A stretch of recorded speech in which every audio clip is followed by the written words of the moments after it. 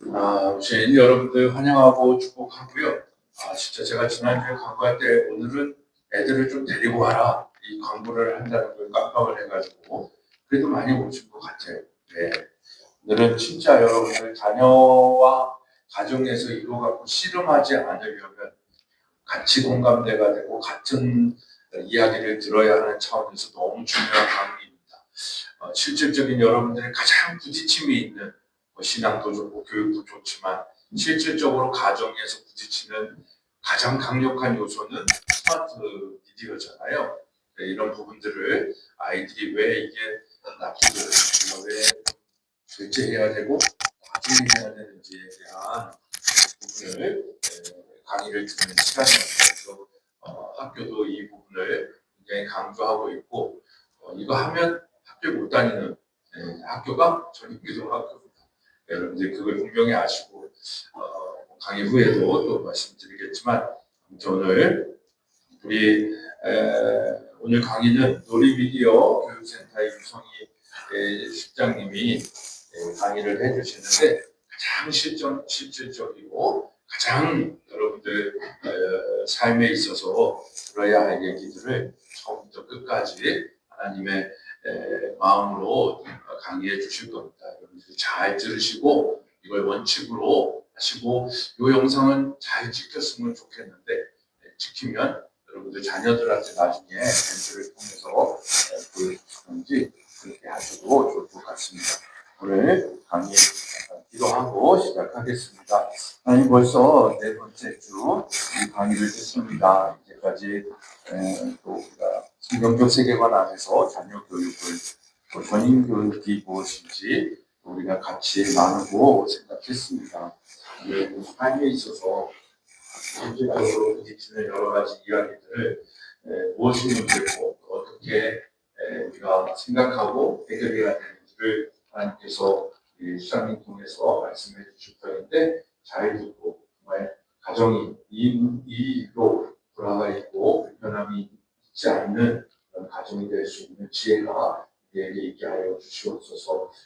강의하시는 시장님 위에도 함께 하여 주시고 은혜를 더하여 주시옵소서. 처음부터 끝까지 함께 하실 예수 그리스도의 이름으로 기도드립니다.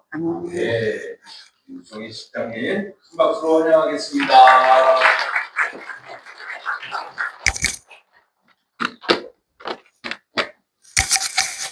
할렐루야. 네.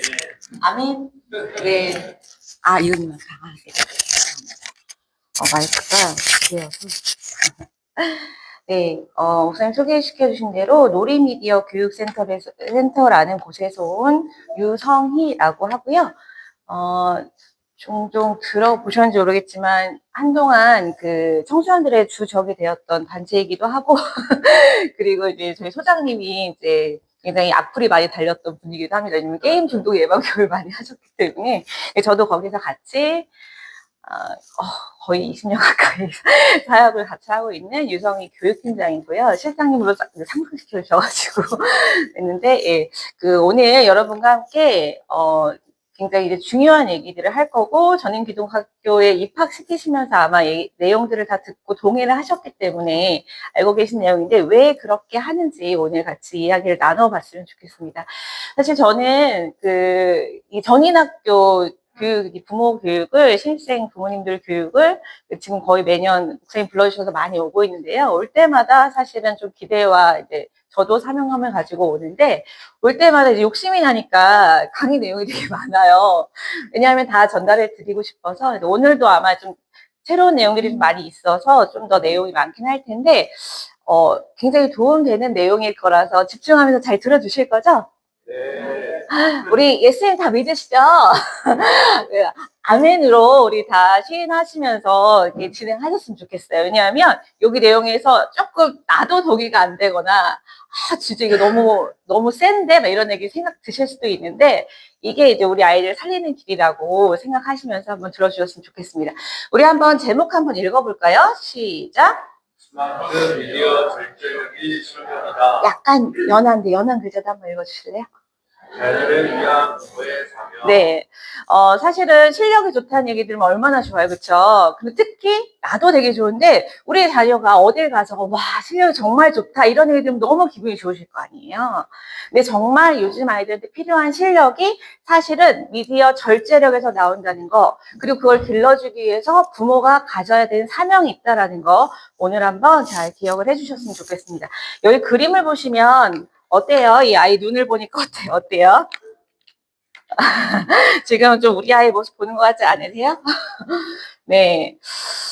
자, 어느 가정이나 요즘에 이런 모습들을 많이 보시고 이미 이제 시작되신 분들, 이미 여기 이것도 넘어가신 분들 계시죠? 이미 저기 안에 갇혀 있는 아이들이 이런 부분들이 있으실 겁니다. 혹시 자녀가 스마트폰 자녀 명의로 자녀에게 자녀 소유의 스마트폰이 있다 하시는 분들 있으세요? 혹시? 여기 아무도 여기 계시는군요. 네네. 이제 전인학교로 들어오면서 그제서야 없애시려면 좀 어려우실 거예요. 그런데 이제 그런 부분들도 있고, 사실 일선 학교에 가서는 너무 많죠.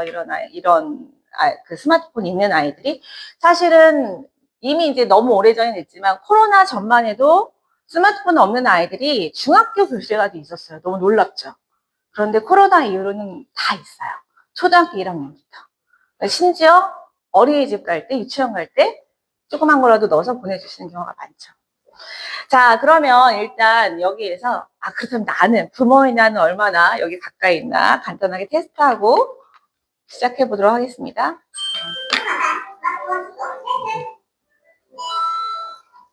해당되는 거 하시면 돼요.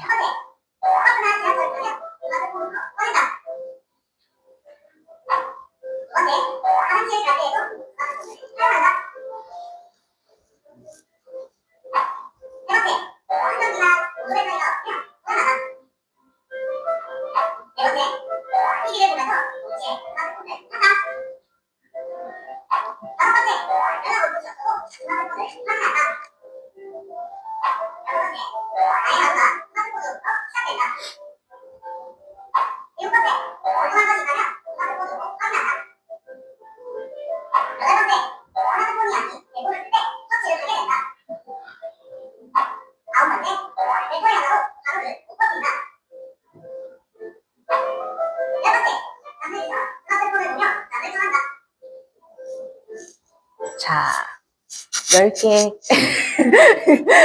자, 3개까지. 저희가 0개부터 3개까지 혹시 있으세요? 네, 네, 4개부터 6개 사이다. 7개 이상이다. 네, 많이 있으실 겁니다. 네, 여기 밑에 결과가 나 있으니까 보시면 되고요. 사실은 부모들 저희도 다 느끼고 있는 부분들이죠. 여기에서 많이 사용하는데, 여기 이제 사실 이 애니메이션도 좀 된 거예요. 요즘에 이제 스마트폰으로 궁금한 검색하는데 네이버로 검색하시는 분 계세요? 네, 그래도 아직 부모님들 좀 있을 거예요. 근데 대부분 요즘에는 제미나이나 챗GPT한테 많이 물어보시죠. 유료 버전 혹시 AI 쓰시는 분들 계세요? 오, 많이 안 계시네요. 부모님들은 많이 사용하실 수도 있는데, 네, 손 드셔도 뭐라고 안 하니까 손 드셔도 돼요. 이렇게 드시는 분이 계셨는데 괜찮습니다. 제가 뭐 나쁜 짓 하지 않고 나쁘게 이용하지 않을 테니까 걱정하지 마시고요. 편안하게 우리 일상과 아이들의 삶을 좀 돌아보실 시간 되셨으면 좋겠어요. 네, 이게 이제 저희 좀 흐리게 나왔는데. 저희가 매년 우리나라에서는 두 군데서 이제 스마트폰이나 이런 미디어 사용에 대한 이제 조사를 해요. 그래서 정보화진흥원 정보통신 쪽에서는 이제 이 전 세대를 다 하고, 여가부 쪽에서는 청소년들만 지금 바뀌었죠, 이름이. 아이들만 이렇게 합니다.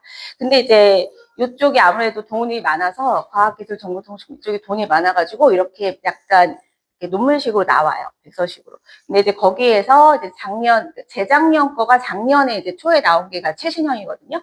보시면 스마트폰 이제 위험군이 계속 하락세라고 나와 있어요. 언제부터 하락세냐? 저희 코로나 끝나고 그 이후부터는 하락세예요. 전체적으로 보면. 근데 잘 생각해 보셔야 돼요. 코로나 때 얼마나 많이 썼으면, 그쵸? 그래서 사실은 하락세라고 하니까, 그러면 이제 좀 괜찮은 거 아니야? 근데 조금씩 하락을 하는데, 놀라운 건 그 와중에 계속 증가하는 우리 아이들, 그쵸? 아이들은 절대 줄지 않아요. 그러니까 하락세가 되는 곳은 우리는 생계를 해야 되니까, 우리는 나가서 일을 하니까 덜 보는 거예요. 근데 요즘에 특히 이제 많이 이게 증가하는 쪽이 아이들과 이제 노년층이죠. 노년층도 많이 보시죠? 근데 노년층도 지금은 또 많이 주셨어요. 이렇게 됩니다. 이런 부분들 때문에 우리가 늘 얘기하죠. 아이들 자녀 교육할 때 스마트폰을 어떻게 사용하고 어떻게 해주면 좋겠는가. 네, 잘 아시죠? 실리콘밸리 들어보셨죠? 여기 애들은 스마트폰 사용을 굉장히 엄격하게 제한한다더라. 그런 얘기 많이 들어보셨을 겁니다. 보시면 부모들, 아이들, 부모, 낸이라고 하죠. 이들과 계약서를 쓸 때 스크린 타임을, 이 미디어를 보는 걸 스크린 타임이라고 하거든요. 얼마나 사용할지를 아예 계약서에 넣고 가요.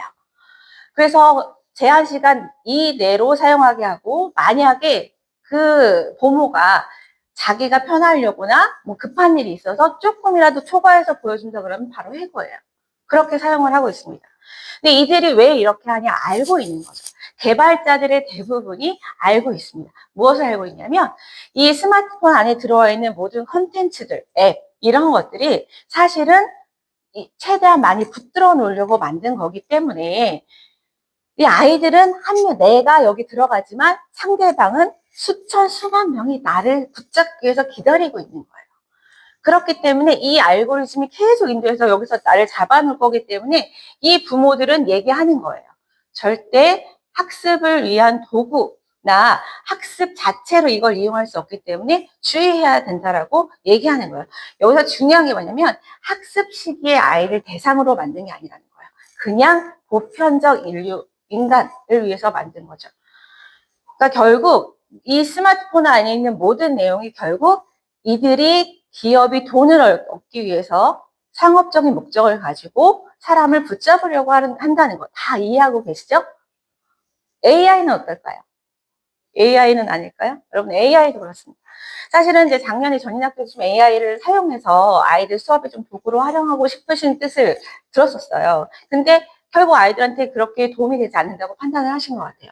근데 왜 그러냐면 사실 AI도 여러분 우리를 도와주는 존재일까요? 아무런 목적과 아무런 그 대가 없이 아시다시피 AI도 놀랍게 상업적인 목적을 가지고 만들어진 거예요. 우리 AI를 쓰면서 돈을 갖다 주길 바라는 거죠. 여러분 그 AI가 활용화될 때 지금 사실 AI가 나온 지 2022년 12월에 챗GPT가 처음 나왔어요. 너무 놀랍지 않으세요? 3년 됐어요. 3년. 만 3년 조금 넘었는데 지금 대학교에서는 AI가 없으면 수업이 안 된대요. 그 강의실에 딱 들어가면 아이들이 노트북을 켜고 AI 마이크 모드를 켜놔요. 그리고 그 교수님이 이야기하는 걸 그대로 녹음합니다.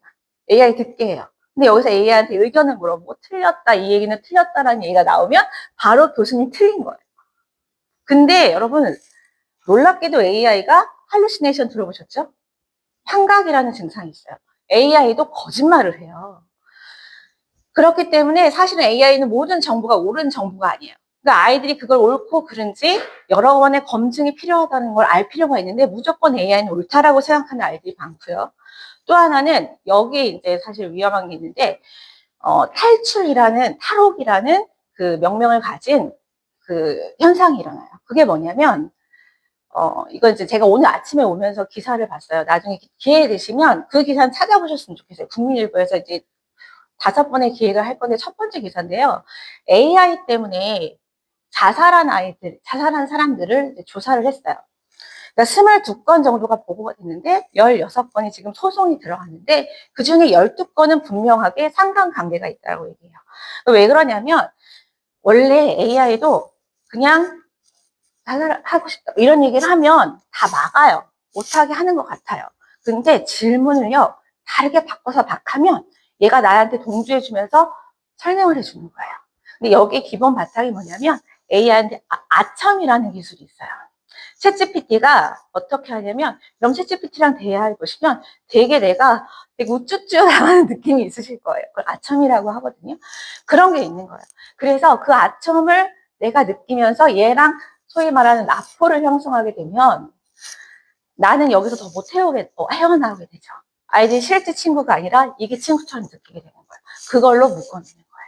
그래서 이번에 재훈아이가 5.0 버전 할 때는 이 아첨을 조금 낮췄다 그랬어요. 그래서 그걸 쓰는 분들이 어떤 분들이 요즘에 챗GPT한테 너 나한테 너무 차가워졌어 이렇게 얘기를 한대요. 그러니까 얼마나 그동안 이렇게 해줬겠어요. 이런 겁니다. 지금 기술은 결국 뭐냐면 얼마나 많이 붙들어 놓을까. 이게 굉장히 중요한 거거든요. 그래서 너무 잘 알다시피 안 준다 하잖아요. 그리고 뭐 사실은 뭐 빌 게이츠 같은 경우에는 자녀가 다 켰을 때 미디어가 나왔기 때문에 스마트 미디어가 나왔기 때문에 별로 그렇게 중요하지 않더라도 적어도 스티브 잡스가 살아있을 때 아이들 10대일 때도 아이패드를 주지 않았다는 건 너무 유명한 일화죠. 그리고 지금도 사실은 AI를 어떻게든 아이들이 썼으면 좋겠다고 생각하는 일론 머스크나 또 그 메타의 마크 저커버그나 모든 사람들이 결국 뭐냐면 기본적으로 아이들한테 제한은 둔다는 거예요. 목적에 맞게 사용하고 스크린 타임은 제한하고. 그 이유들은 결국 이것이 아이들이 스스로 절제할 수 있는 능력이 없다라는 걸 이들도 아는 거죠. 자, 그렇다면 우리 이 세상에 공짜가 있을까요? 공짜가 있나요? 없는 거 잘 알고 계시죠? 사실은 우리가 값없이 받은 건 은혜밖에 없고, 그렇죠? 근데 죄의 값도 사망이고 그 사망을 대신 치러주신 예수님이 있기 때문에 우리는 구원을 값없이 없는 것 같지만 사실 예수님이 다 치러주신 거잖아요. 이 세상엔 공짜는 없습니다. 하나님은 성실하신 분이시기 때문에. 그런데 우리가 스마트폰을 한다면, 우리가 지금 이 문명의 이 길을 누린다면 이것도 역시 내가 얻는 게 있으면 잃는 것이 있다라는 거죠. 값을 지불하고 있다라는 거예요. 그 값을 지불하는 것들을 오늘 몇 가지 살펴볼 건데요. 첫 번째가 이겁니다. 읽어볼까요? 시작. 네. 자, 우리가 여기서 날치기라는 단어가 너무 요즘에 잘 안 쓰는 날 것 같은 낱말이어서 어떻게 좀 바꿔볼까 이 생각을 했는데 소장님이나 저나 결국은 이걸로 생각한 게 날치기란 말이 너무 맞아요. 그냥 집중력을 나도 모르게 요즘 사실 아이들 말로 게임 중에 스칠 당하는 거예요. 스칠. 자, 한번 볼게요. 인간의 뇌 속에는 자극을 받았을 때 쾌락을 느끼게 만드는 장치들이 있다. 그중 대표적인 것이 바로 중뇌 변연계의 복층피계령과 측좌핵이 연결된 겁니다. 술을 마시거나 도박을 할 때 복층피계령에 늘어는 자극, 그 자극은 출생을 통해 측좌핵으로 전달된다. 이때 축색의 끝에서는 신경 전달 물질인 도파민이 방출되는데 이런 자극을 반복적으로 받게 되면 도파민의 방출이 극대화되고 이와 관련된 뇌 회로는 더욱 발달한다. 그러면서 우리의 뇌는 똑같은 자극을 받더라도 처음과 같은 쾌락을 느끼지 못하고 더 강한 자극을 원하게 되는데 이를 중독이라고 한다. 연구자들은 스마트폰의 과다 사용도 중독의 원인이 될 수 있다고 말한다. 네, 이제 목소리 잘 들리시나요? 네, 조금 덜 들린다고 말씀드려서 자, 우리가 사실 많이 들어보셨죠? 우리 뇌에도 이제 보상을 주는 거예요. 내가 어떤 힘들고 어려운 일을 했을 때 뇌에도 보상이 와요. 그 뭐냐면 기쁘고 즐겁고 보람있고 쾌락 증추라고 하거든요. 도파민. 사실 도파민 자체는 마약의 일종에 나오는 성분이죠. 우리 뇌에도 나오는 거예요. 근데 이 쾌락 증추가 영상 자극을 볼 때 굉장히 과다 분비가 됩니다. 요즘 특히 쇼폰 같은 거 보면요. 왜냐면 계속 자극적인 게 너무 재밌으니까요. 그걸 보면 여러분 사실 이렇게 넘기는 것도 다 기획된 거 아시죠? 그냥 쉽게 넘기는 게 되는 거예요. 이렇게 넘기는 것보다 이게 더 쉬운 거예요. 그래서 일본 만화가 망했다는 얘기가 있는 겁니다. 이렇게 되는 거예요. 자, 근데 이거 이렇게 자꾸 넘기면서 이 도파민이 이제 우리 쾌락 증추가 많이 자극이 되는 거예요. 자극이 되면 많이 나오겠죠. 근데 우리 몸은요. 항상성을 유지해야 건강한 거예요. 항상성. 뭔지 아시죠? 우리 사람의 체온은 늘, 네, 몇 도죠? 네, 36.5도를 유지를 해야 되는 거예요. 그거보다 조금 넘어가면 안 되는 거죠. 열이 많은 거죠. 네. 그렇기 때문에 항상 항상성을 유지해야 되는데, 이 영상 자극 때문에 도파민이 많이 분출이 되면, 우리 몸은 그 많은 도파민을 다 수용하면 너무 힘드니까 수용체를 줄여버려요. 도파민을 생성이 되면 그것을 내가 수용해야 쾌락을 얻는 건데 그걸 줄이는 거예요, 개수를. 그래서 어떻게 되냐면 다른 데서 도파민이 조금 나와요. 그럼 얘가 줄었기 때문에 조금만 받아들일 수밖에 없어서 옛날에는 요만큼의 자극으로도 기쁨을 느꼈다면 이제는 이만큼이 없으면 수용체가 적어졌기 때문에 기쁨을 못 느끼게 되는 거예요. 그래서 점점 전이 이렇게 되는데요. 술 마찬가지, 술, 담배, 약물에 의한 것들도 마찬가지인데 영상도 마찬가지라는 거예요. 그래서 이게 어떤 결과를 불러일으키냐면 이렇게 된다는 거예요. 연구 결과가 조금씩 다 있습니다. 그래서 스마트폰을 책상이나 가방, 핸드백, 보이지 않는 그냥 다른 방에 두는 여러 가지 방법을 가지고 주의력이, 집중력이 어떻게 되는지 봤어요. 그랬더니 이게 보지만 스마트폰이 가까이 있을수록 집중력이 떨어지는 거예요. 왜냐하면 이제 큰 자극이 없으면 집중이 안 되거든요. 아까 얘기했지만. 그래서 그게 집중이 안 돼서 결국 집중이 안 되는 경우 어떻게 되냐면 인지성이 떨어지는 거예요. 그것을 인지하고 사고하는 능력이 떨어지게 되는 거예요. 너무 놀라운 게 스마트폰을 여기 옆에다 놓기만 해도 집중력이 떨어진다는 보고가 있어요. 그래서 사실은 스마트폰을 떼어놓는 거, 조금 멀리 떼어놓고 전원을 끄고 내 눈앞에서 보이지 않는 거, 그게 집중력에 가장 도움이 된다는 거예요. 이게 눈앞에 있으면 생각보다 많이 만지고 많이 보게 됩니다. 우리도 그렇죠. 그래서 보면 여러분 집중 가는 시간이 47초래요. 그리고 완전 고도의 집중력이 사람의 집중력이 원래 한 12초 정도 2016년 정도에 12초 정도였는데 지금은 2023년 보고에는 8초인가로 나왔어요. 고도의 주의 집중력이 8초래요. 근데 여러분 금붕어의 집중력이 9초래요. 그러니까 사람의 집중력이 떨어진 거예요. 얼마나 많이 만지느냐에 따라서 주의가 산만해지면 집중력이 없어진다는 거예요. 두 번째 지불하고 있는 대가가 수면입니다. 수면. 여러분 잠이 얼마나 중요한지 요즘에 굉장히 많이 쏟아지고 있죠. 저속 노화 한동안 광풍이 불면서 더 얘기했는데 저속 노화에 키기도 합니다. 어떤 거냐면 뇌의 노화에 킨 거예요. 자, 그런데 우리 아이들 보통 8시간을 자는 게 가장 좋다라고 얘기를 하는데요. 우리 아이들 보면 지금 너무 놀랍게 2010년 그 즈음을 기준으로 수면이 7시간 미만인 경우가 너무 많아요. 물론 우리나라는 그 이전부터 적게 잤어요. 아이들이. 그렇죠? 입시 때문에 많이 그런 게 있었는데 이렇게 수면이 굉장히 줄어들고 있는 걸 볼 수가 있어요. 자, 취침 전에 스마트폰 보는 비율을 보세요. 한번. 우리 아이들. 우리 성인들 전체 기준으로 보면요. 10명 중에 8명 이상이 잠자기 전에 봅니다. 여기 그런 분들 계시죠? 근데 제가 좀 놀랐던 건 뭐냐면 6세에서 11세도 10명 중에 6명은 잠자기 직전까지 스마트폰을 본다는 거예요. 근데 잠자기 직전까지 스마트폰을 하면 굉장히 이제 문제가 생깁니다. 여러분 이제 블루라이트나 이런 번쩍이는 빛 같은 게 우리 뇌로 들어가면요. 잠을 자기 위한 호르몬이 분비가 되지 않고 자꾸 잠을 각성시킨다는 얘기 들어보셨을 거예요. 자, 그래서 잠을 자지 못하면 이런 일이 벌어져요. 잠이라는 게 얼마나 중요하냐면 사실은 뇌의 발달에 아주 중요한 키거든요. 잠을 자는 동안 뇌에서는 낮 동안 쌓인 노폐물을 청소하는 활동이 이루어지는 것으로 알려집니다. 연구에 따르면 잠잘 때 뇌 청소가 더 잘 이루어지는데 이는 자는 동안 뇌 세포가 수축하면서 세포 사이의 공간이 넓어져 뇌 촉수액이 좀 더 쉽게 뇌 속 노폐물을 제거하게 됩니다. 간단하게 나왔죠? 밤에 잠을 잘 자야 뇌가 청소를 합니다. 뇌가 깨끗해지는 거예요. 그래서 그 다음날 잘 자고 나면 굉장히 상쾌하고 기분이 좋잖아요. 기분이 좋게 되면서 그날 아침부터 모든 시작을 할 때 굉장히 명료한 정신으로 하는 것 같은 느낌이 있으실 거예요. 실제로 그렇다는 거고요. 그리고 밤에 잠을 잘 때 깊은 잠 직전에 렘수면이라는 상태에 보시면 수면 실험 많이 보셨을 거예요. 눈동자가 딱 움직여요. 자고 있는데 그때 뭐라는 거냐면 이 뇌에서 그날 경험한 거가 배운 것들을 정리해주고 저장해주기 시작해요.